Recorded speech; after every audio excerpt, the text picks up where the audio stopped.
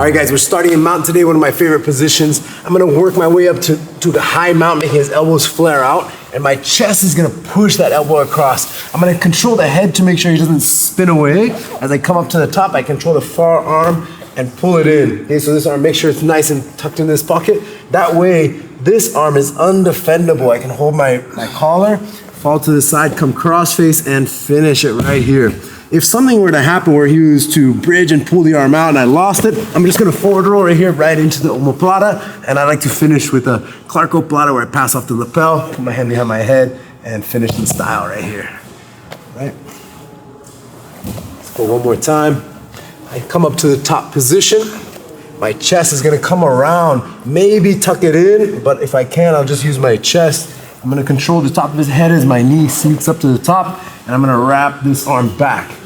Okay, so keeping these arms compacted as I wrap into my S mount position. So let's check all the major points. Heels to the ear, knees to the top of the head, back toes are up. I scoop this one in, holding my collar, pinch my elbow really tight to my chest, and I can go just for the arm bar here, or with a little more weight on my partner, I'll keep the hand here.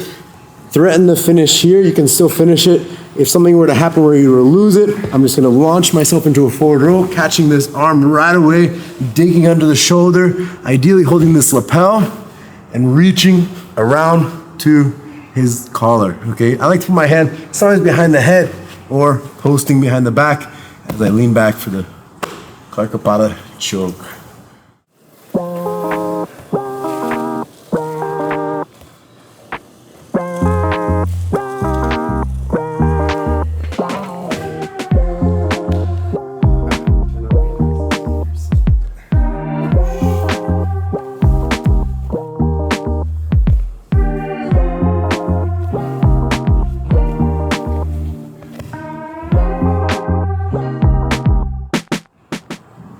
Getting up top high position on this S mount here. I'm wrapping it up. If it were to happen here where you take this arm bar and you end up, I like to go cross face with my shin right here. If you do get knocked over by a strong opponent, it's really important that I make the choice to fall to face his legs here. So I'm looking towards his legs and keep a comfortable distance between you and these legs. Okay, so that you can still finish right here with this belly down style armbar, maybe rolling your partner over, okay, for that finish.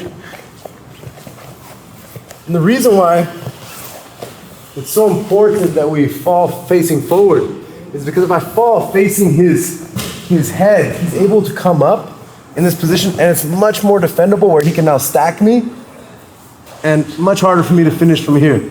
So I really recommend that as you're falling forward, you take the choice to not look at his face, but you turn and look towards the legs.